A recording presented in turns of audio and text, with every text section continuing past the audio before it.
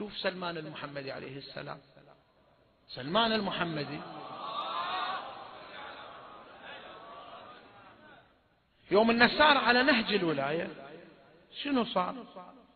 المعصوم يذكر سلمان يقول حاز علم الأولين والآخرين.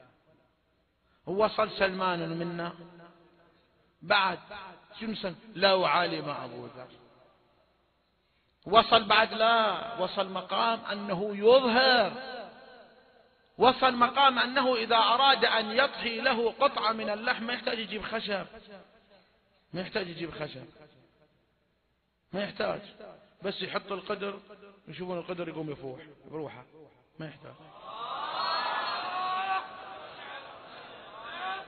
حتى يقول أبو ذر الغفاري عليه السلام يقول دخلت على أبي عبد الله سلمان، يعني دخلت عليه شفت ناعم وشفت رجل سلمان تحت القدر، والقدر تغلي، ماكو ضوء تحت القدر بس رجل سلمان محمد، والقدر يغلي فيه الماء.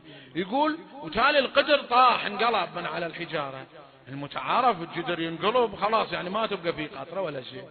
يقول انقلب الجدر، شفت سلمان قاعد عدل الجدر عودة ثانية ما طاح منه ولا نقطة.